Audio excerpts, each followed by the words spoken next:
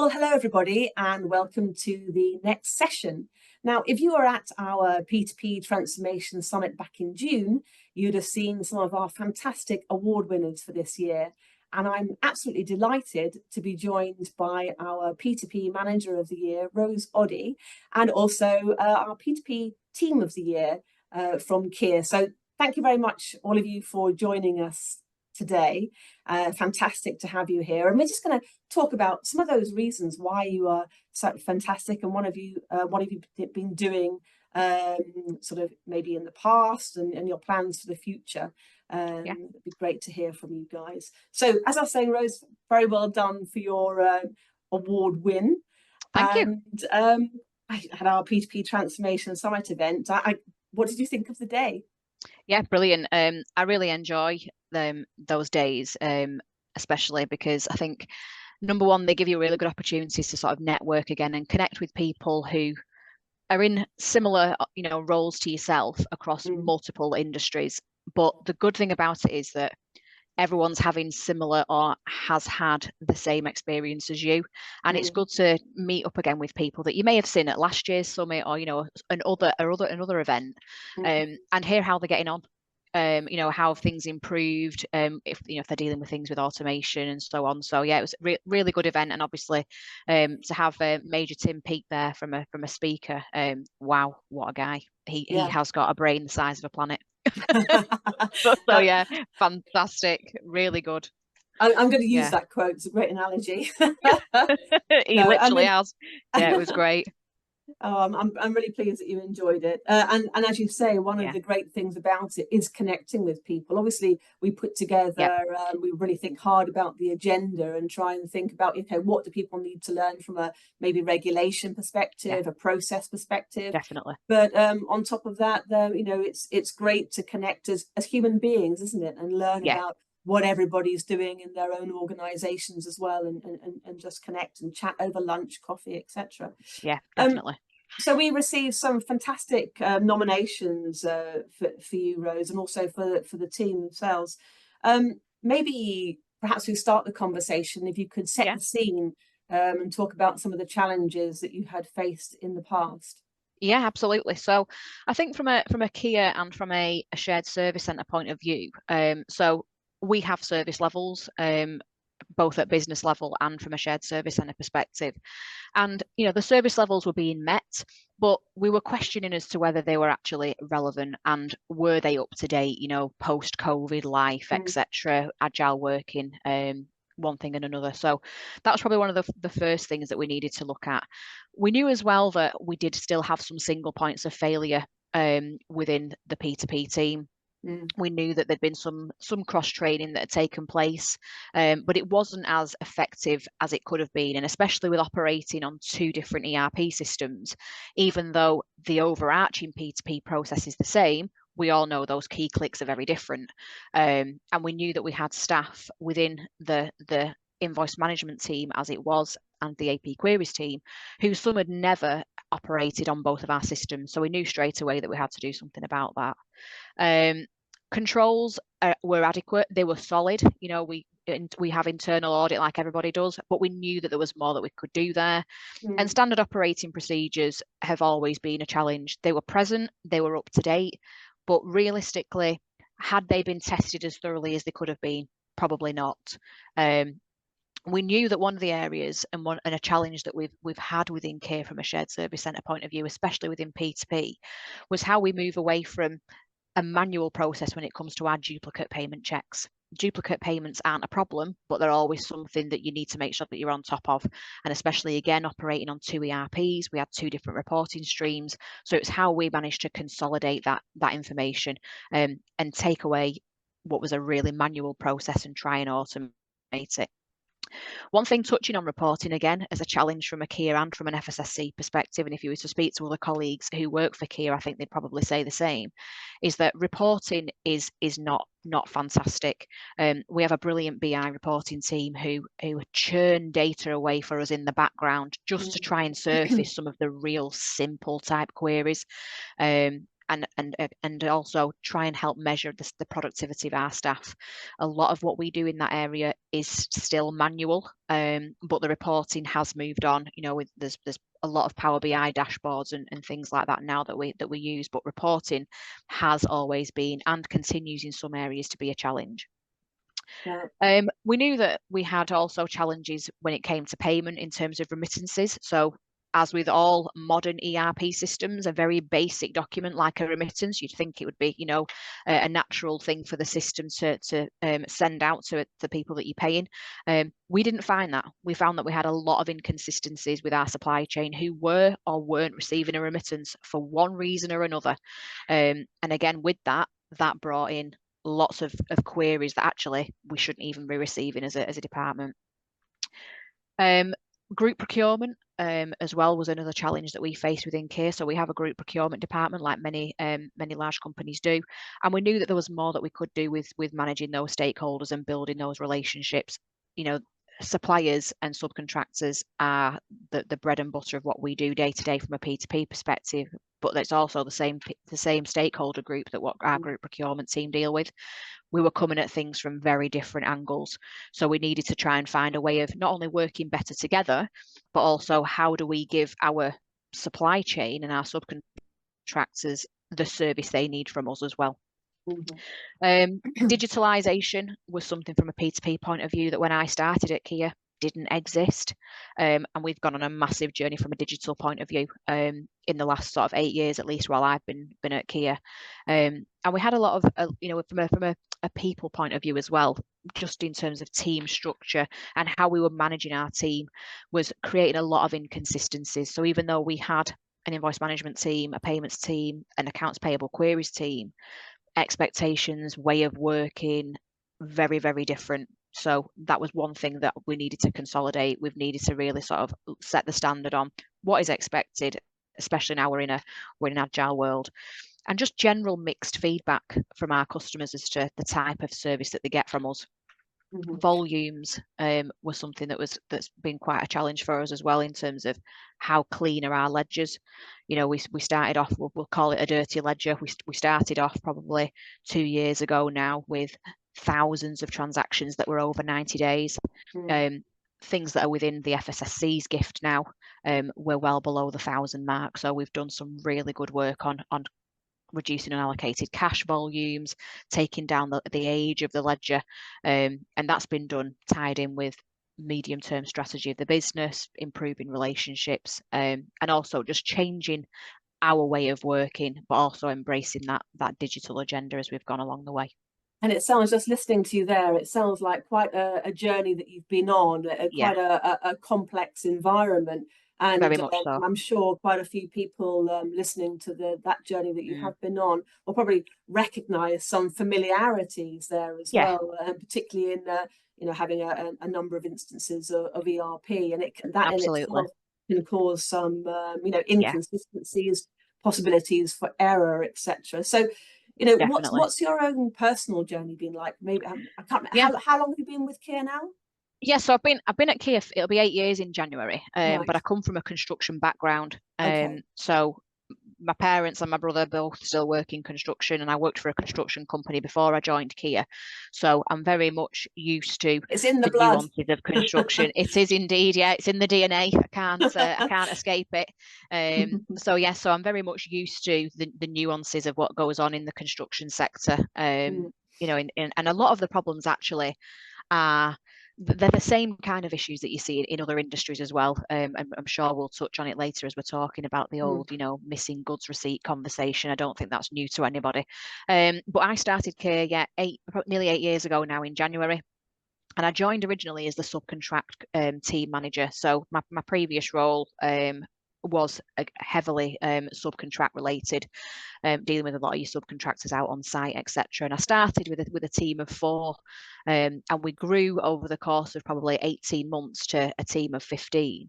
And that was just due to Kier taking on additional contracts, different work. We were migrating a lot of our business units, we'll call them, from our old ERP system onto a new ERP system. So we naturally grew and evolved as a team, where we were up to 15, and that was within a full P2P team of nearly 60 people were in P2P at that point in time. So we had invoice management, accounts payable queries, and subcontract compliance, and I managed the subcontract compliance team. And then in 2019, just before, so in the December, just before we went into lockdown in March, I then moved across into the AP query side as it was, and brought subcontract with me. And we grew again. We resized, we reshaped the team, we took on more business units, we closed down some contracts, we migrated another part of the business onto our current ERP system. So a huge amount of change since 2020. And then in April of this year, we've changed our internal structure again, and I've now taken on the invoice management side of the business as well, from a P2P point of view. So I look after everything now from a P2P point of view, apart from payments. That's still very much separate. So invoice management, accounts payable queries, and subcontract, and we've rebranded to be purchase to pay, whereas we weren't before. So we're very much still at the start of our new journey of amalgamating invoice management into accounts payable queries. And again, as people who have done those types of reorgs, lots of things come out of the woodwork. You find out a huge amount about how you have been operating, and you start to question and challenge, well, why do we do that? How can we do things better? There's a huge amount of knowledge and wealth of knowledge within the team.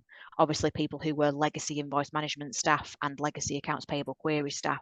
And we've been able to, we're still on that journey of doing a huge amount of retraining and cross-skilling, so that we are fit for purpose and fit for, the direction that we're wanting to go in not only as a business, but for us as a department. It's interesting, actually, listening to you speak. It makes you realise that when you're talking about any kind of transformation journey, there's never a point where you say, okay, that's it, we're transformed and we're finished. I mean, I wish there was. Well, well, there isn't. But it's about and talking about how things come out of the woodwork as well, and also the wealth of knowledge which is in your team. Yeah. It's about keeping yourself curious as well, isn't it? Because I think that Absolutely. without that sense of curiosity, things then start to stagnate, and if you assume what people know or don't know, that you're missing out on some opportunities. But I wanted to think about we talked about some of the challenges that you faced already, and maybe I'm very much aware that Leanne and Ayers, you're listening and you're there. I want to maybe bring you in on the conversation as well. We talked about some of the challenges, and Rose, I think you mentioned about with group procurement. Maybe you can, the three of you, I don't know how you want to cover it, talk about how those challenges were resolved. I mean, what did you do? I can say that. So our relationship with the key suppliers need to be improved, which we realize, especially with the group procurement, was often aware of the challenges faced by the P2P team, is like getting invoices paid on time, and such as missing GRN invoices, especially in submission issue via the EDI provider. It seems like they've been lost. So what we start doing is start support initiative in a collaboration with group procurement, which really improve our compliance and best practices. This has strengthened our relationship with, they're more clear what we're doing and where we're struggling. This kind of like two-way communication rather than just one way, and this and also, what builds up is the really clear point of contact, that they know whom we can contact, so we can clear their query as soon as possible. And we build up a strong relationship, to be honest, between the PSSC and FSSC. And it seems working fine, to be honest, for us in our end. That's great. I mean, I think it is opening those channels of communication, isn't it? And making sure that I think sometimes when departments are working in different silos, it's quite difficult to see those points of contact. But once you open them up and you think, well, actually, this is when you work like this, it has this impact on my department and on me personally, and what I'm able to achieve. People then think, oh no, actually now I can understand. Yeah, and I think, and a lot of people from a Kier perspective, when you go out on site and you speak to our colleagues who are working out on the sites, they don't know who the shared service centre is, and they don't know who procurement is. They just see us as these people who work within group services who help get things done. You know, we keep Kier working as it was. So I think when we go out and we speak to people and we forge these relationships, it starts to not only educate people out on site as to, if I've got this type of problem, this is where I need to go, these are the people that can help me. But also on the reverse of that is, it's hugely valuable for us when we, as a shared service centre, as a group function, that we understand what happens out on site and with other departments, because if we don't understand how our business operates and the challenges that they face, how on earth can we even begin as a service function to, number one, understand them, but then give them the service that they need? So building those relationships internally from a group perspective, but also out on site, is really, really important for us. And I think a number of people within the shared service centre now have been out on site, and I think if you were to speak to everybody, they would say that they found it such a valuable experience. So if there's other people from a construction background who are watching this today, I think if there any opportunity you can get to go and see what's happening on site, I would urge that. I love it. I'm that really annoying person who asks all the questions. There's nothing, but no, that goes back to being curious, and I think that's the key to really making progress in anything that you're doing. And I know you said anyone in construction watching this, but I think probably it could be relevant to any organization to some extent, because I think, if you're working in the finance department or procurement department, it can be quite tricky sometimes to keep the core business in mind. And I think that, if you are actually aware of where you fit in to the rest of the business, it helps, doesn't it? I think it definitely helps you understand, your role and how you become part of everything, rather than definitely everything separated out. So just thinking about that journey that you've been on so far, I mean, I don't know whether you want to pick your top 3 achievements, and maybe you could have one each. I don't know. How do you want? Yeah, well, Leanne's gonna take this one. Okay, brilliant. Yeah. Well, we've got more than 3, to be honest, but just touching base with the site visits, it's good to actually put faces to names, because that's a big drive, especially when we mostly do hybrid working. So it's nice to have that interaction with the QSs, with the commercial, and also in theory they're one of our customers, because we're helping them as well. It's not just externally, it's also internally. So we're always encouraged that. We've recently also started a self-service hub for internally, where the QSs can work smarter rather than coming to us on an email or via Teams asking when's an invoice going to get paid, or what's the reason this is on hold. They've got all the access, so they can actually physically go on there and find that information themselves. So obviously from a time constraint, it's a lot quicker. It's one touch rather than several touches down the line. So we've had a lot of feedback from the QSs, and we've also had a lot of interaction with the QSs in promoting, doing Teams calls with them, sharing our knowledge. But equally, if there's something missing on this self-service hub page that they want, they'll come back to us. So it's a learning what they can adapt to. But we're always trying to find new and efficient ways of working. Another one, what we did have on the subcon side, we had the QSs processing the transactions, but in order to speed that up and also deliver compliance first time right, we've introduced a commercial hub where we've got designated people who just actually process the payment certificates onto the system, in order to free up the time of the QSs on site. So rather than spending, a day, 2 days processing invoices, the time's better spent with the clients and working on site. So we're always constantly doing cross-training as well, and making sure that our ways of working are practical. And also, if there is any issues, we're always willing to learn and develop as time goes on. Yeah, so that from what you're saying there, I mean, I'm hearing some the key words really of efficiency, controls, and visibility as well. Yes. And I like the touch that you made there to training as well, and learning from that, because we can, as I was saying before, you think you implement processes, or you implement processes, and you have an outcome in mind. But it's always great to look at that and what you've achieved and maybe change it if you need to as well. And there's always room for improvement as well. You know, you've got to be able to adjust in times. Obviously, we had the COVID pandemic, and we've worked smarter and better through that. But also the interaction as well, getting, visibility, going out on site, meeting the QSs, meeting the commercial, even sometimes meeting some of the subcontractors when they're on site. So it's just about finding the right balance, but also making sure that you're working for the change as well going forwards. Absolutely. I think that's a great approach.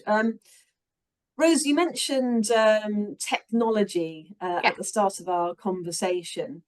What are your feelings around implementing new technology, and how well have you been able to incorporate it into your existing platforms? Yeah, so we in the shared service centre, we have 3 robots effectively, which are processing essentially well over 70,000 transactions in terms of, things like customer invoicing, supplier statement recs, lots of journal entries, etc.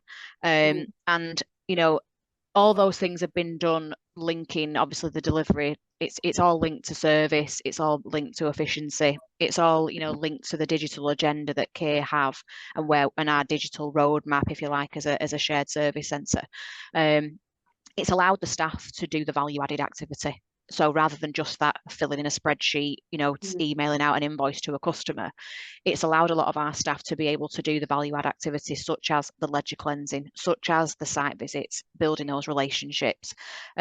We know that we can do more. We know we've got a huge roadmap in terms of IT and digitalisation, and especially on the P2P side. I think the way we approached it from a P2P perspective is that we identified where our labour-intensive tasks were. So the things that were repetitive, the things that were just the constant key click, mundane type activity that didn't require any thinking power, if you like, or any sort of human investigation. And those are the things that we've managed to automate. So one of those areas, even though it's a bit of a hybrid, it does require human interaction, but there was a huge amount of sort of wasted time, if you like, in just pulling reports, was on how we reconcile our supplier statements. So our supplier statement rec process was in Excel, and it was Excel spreadsheets macroed to death, which if you weren't somebody who was au fait with macros and you clicked the wrong button or you put something in the wrong area, disaster struck, and then you had to start again. And there's a lot of manual intervention when it came to looking at invoice statuses, trying to find out why things were on hold. So one of the areas that we put through RPA, so robotic process automation, is our statement rec process, whereby we have a bot that actually pulls the data from the different data sources, reviews it all, and then serves a completed reconciliation to the AP query side of the P2P team, who then will carry out the investigation work on items that need to be investigated. So we've probably saved nearly 80 hours a month just by automating our statement rec process. There is more that we can do on there. We know that we can probably automate some of the reconciliation side of things on the subcontract side. So that's kind of phase 2 of our statement rec process. But again, Leanne touched on it before, self-service. So it's not hugely digital or technologically advanced, but we've created a platform that houses a huge amount of information, not only from a P2P point of view, but from an FSSC perspective, which allows our internal Kier colleagues to go and self-serve. So if they've got the required system access, there's no necessity for them to send a ticket in via our CRM system. They can go in, follow the guidance, watch a little video, click the link, and it takes them to where they need to go. We've also, seen huge improvements in our EDI throughput. So with our EDI provider, where 85% of our invoice volume comes in via EDI, and a lot of that is also touchless, where it just goes straight through the EDI system and hits our ledgers, and nobody needs to touch it. There's more to do there. We know we can onboard more suppliers and increase that throughput, and EDI provider and system functionality is changing all the time, so that's something that we know we've got to keep ahead of the game on.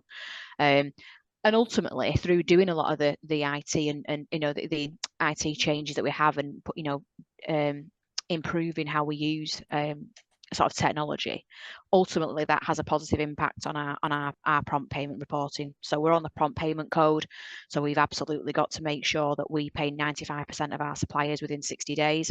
Obviously, it's just changed now to be 55 days.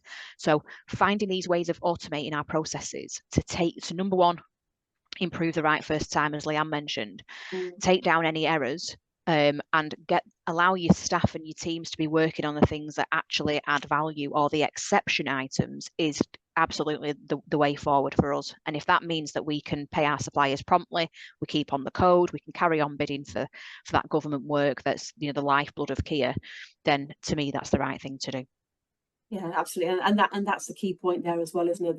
That it is the right thing to do. All of, yeah. You know, we're all working with our suppliers, and the suppliers working with Absolutely. their suppliers, and of course, you know, Yeah. we want to make sure that we're doing all we can to make sure that we are paying on time, Correct. because it's the right thing to do, and technology and process helps Absolutely. that.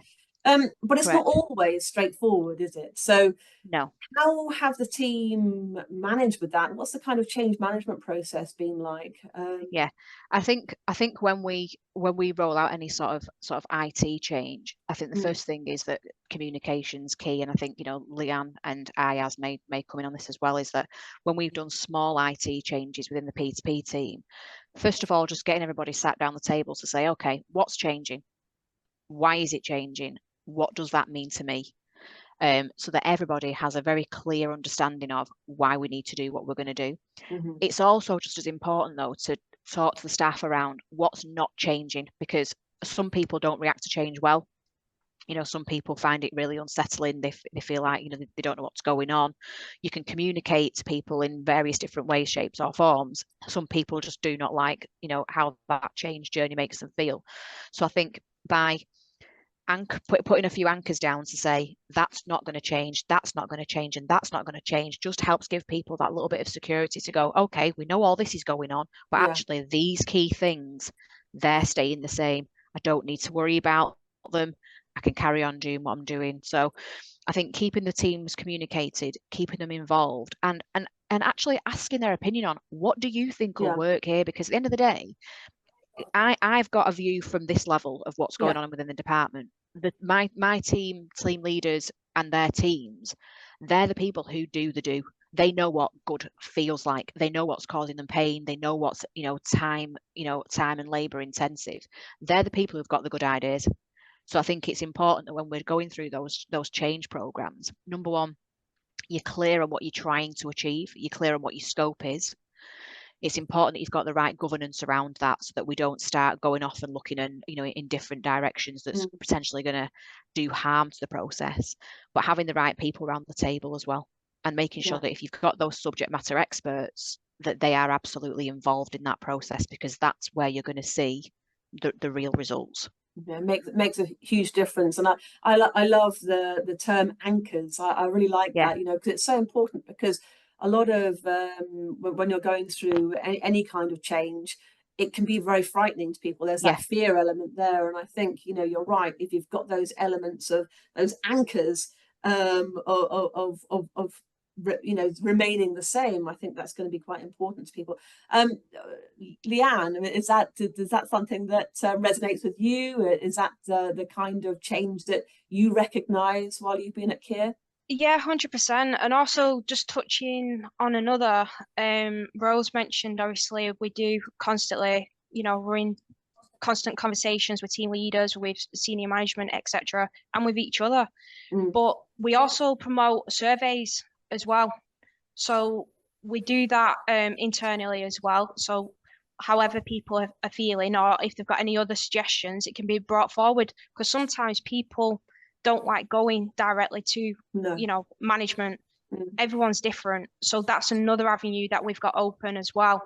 And obviously it's good to actually be able to change and obviously put ideas forward and actually be acknowledged and listened to.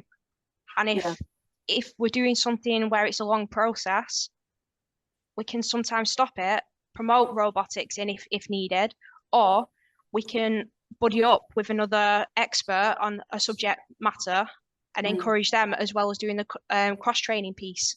So you're constantly building up your skills, and you're also interacting with other teams. It's not just you sat in one team and that's it. The job's varied, which a lot of people like. For me, I love that aspect. I love to have a variety, rather than just doing the same thing day in, day out. Yeah, and I think, to some extent, that's where technology helps there as well, doesn't it? So you're not having to do those repetitive tasks that you might have had to do in the past.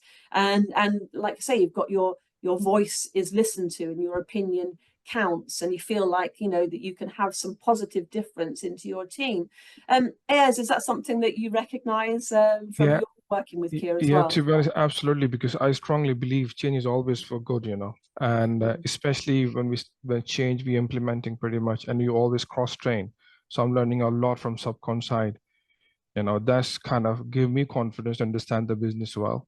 And it's also improve your productivity and how you once you're interacting with different team, so you learn good things from them, how they're dealing with certain queries and issues.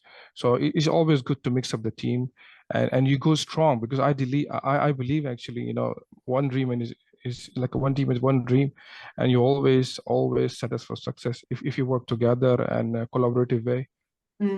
Yeah, no, I agree. I think if you if you got an opinion, you share it with somebody else, 9 times out of 10 another idea comes out of that as well, not just the original one that you were thinking of yourself. So I'm all for collaboration and seeing where that can then take the team and overall the company. So one of the things that was really interesting in your nomination, Rose, and also for the team award, was the Raising Leaders University. Perhaps you can tell us maybe a little bit about that, how it works, what are the benefits, who gets involved, for example? Yeah, absolutely. So we have the Raising Leaders program, which is run through Cranfield, and it's a really useful course for people who are into their management journey already to get to know a little bit more about yourself as a leader, but also around how you can better lead your team. So you're in a cohort with other Kier colleagues across all facets of the business, whether they are site-based staff. You might have an ops manager, you might have somebody from HR, you might have somebody from another group service, maybe IT, all of which are team managers or team managers or team leaders as such. And it's residential, so you'll go to Cranfield University 5 times during the course of the year and cover several different modules. There's a lot of sort of practical. It's not where you're not sat in a lecture hall and you're just listening to somebody talk at you. It's a really practical course. There's a lot of simulation involved, so you're put into groups into groups where you'll be working on simulation activity. So you're given a situation, you've then got to go away and work in your group and look at how you might approach that. It covers all aspects from commercial risk right through to what type of a leader are you, how you can improve your negotiation skills, all sorts. And it's a good opportunity as well to have a chat with our exco. So at your capstone event towards the end of your course, it takes 12 months to complete. You get the opportunity to essentially ask them anything.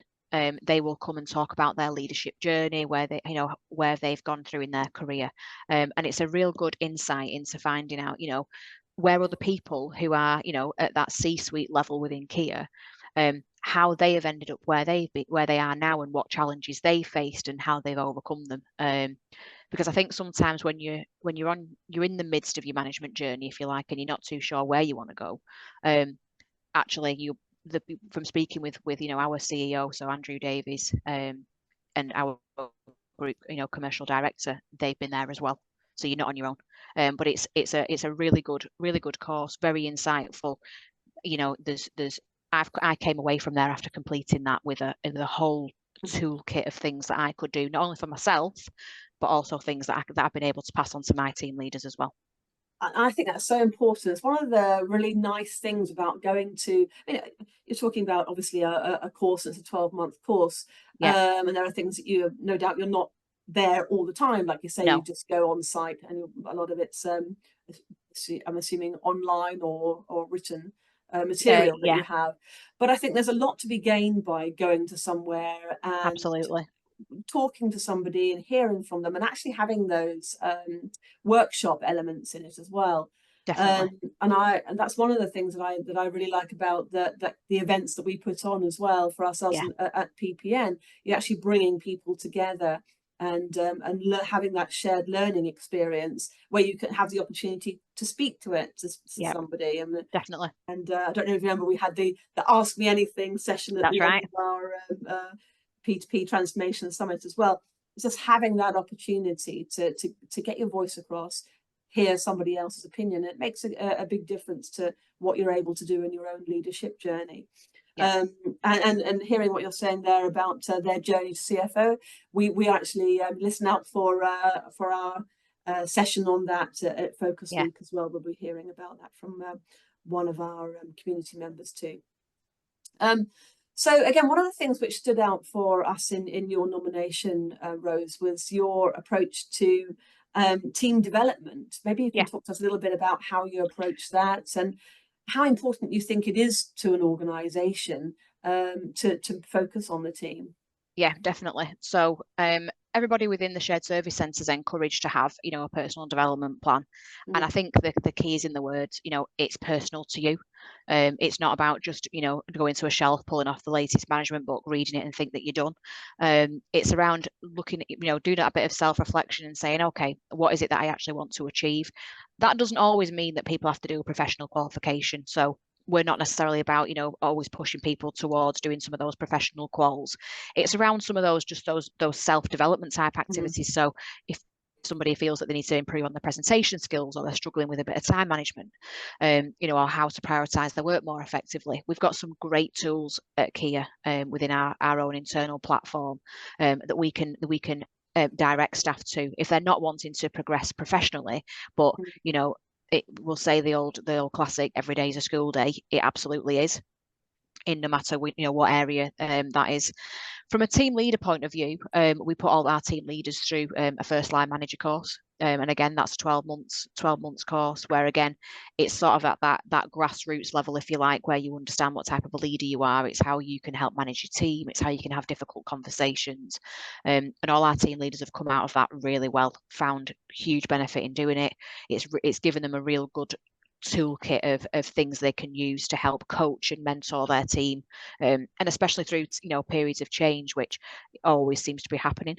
It helps them as well as leaders deal with how that change makes them feel, because obviously you're very aware of how the team feels, but it's how you react to that as well.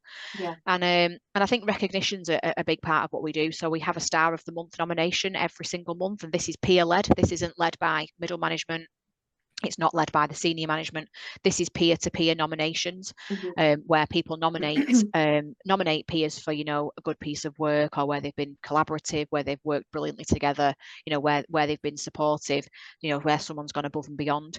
And every month we issue to the shared service centre what's called the FSSC Insider, which is essentially like our own internal newsletter, if you like, but it's interactive, it's virtual, there's links in there, and the winner in there is recognised. All the nominees actually are recognised, and there's all the commentary as to why they've been nominated is in there. Nice. And it just helps give that visibility as to, everyone's got unsung heroes in the team.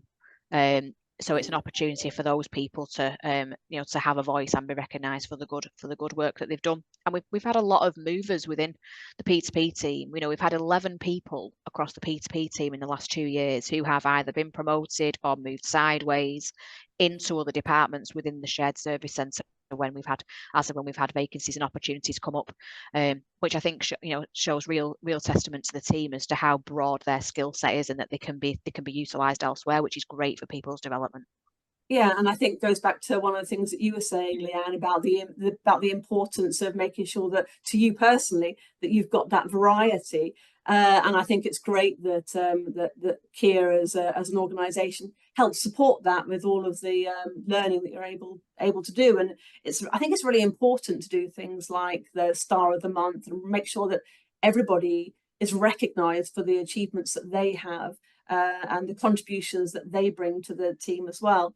And of course, you won the P2P Team of the Year award at our P2P Transformation Summit back in June as well. How did that go down in the business? I'll let you two answer that. Maybe Ayaz, if you wanted to come in. Or... Yeah, Do you want to, Ayaz? First of all, we were really proud, and it makes us more greedy because this to get the same award next year, you know.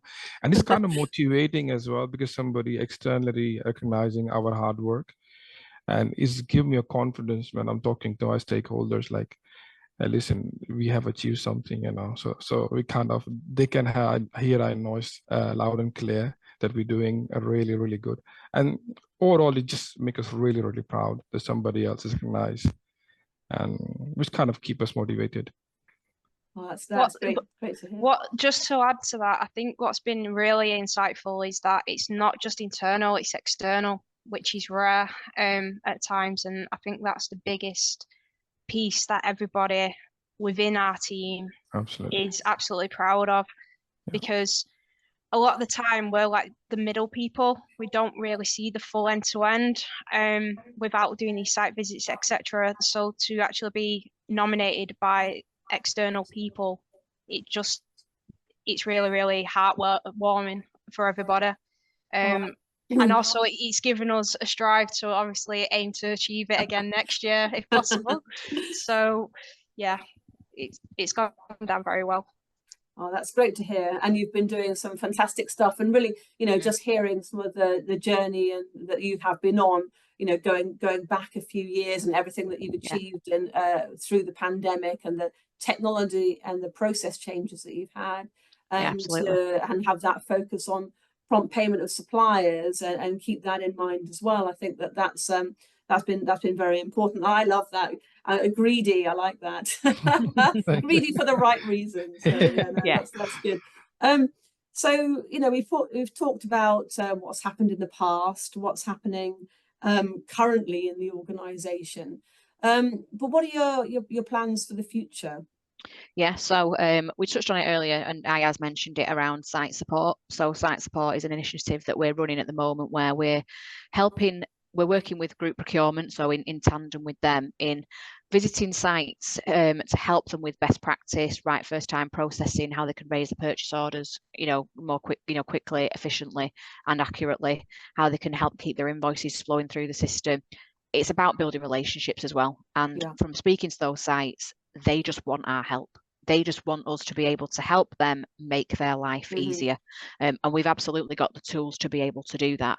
So we've got a huge pipeline of sites that are lined up where we're going to be going length and breadth of the country to visit our colleagues and help pass on some knowledge. But most importantly as well, listen to their problems, listen to what they're suffering with and see how we can help them. This isn't, you know, group services on the rampage telling them how they're doing it wrong. This is about how we can help them and listen to what they're struggling with. So that's definitely one thing on the radar for us in the future, and it's about continuing on that digital journey. There's so much more automation that we could put into the P2P team to get people away from just answering, you know, tickets that come through our ticketing system, and actually doing, you know, that real value added work, dealing with those exception items, supporting with the site support initiative, and you know, getting those ledgers clean and delivering the service that we're all wanting to deliver to our customer base. And that all sounds fantastic. And I think, you know, for me, that the key words that stand out for me there are help and listen. And I think that if you've got, excuse me, those two focuses in mind, though the technology that you then implement helps you to have that extra time to be able to focus on the people and the relationships that you then need to build within the business and your suppliers. So, Well, that's been fantastic, and congratulations once again for winning the P2P Manager of the Year award and the Team Award for Kier. That's fantastic.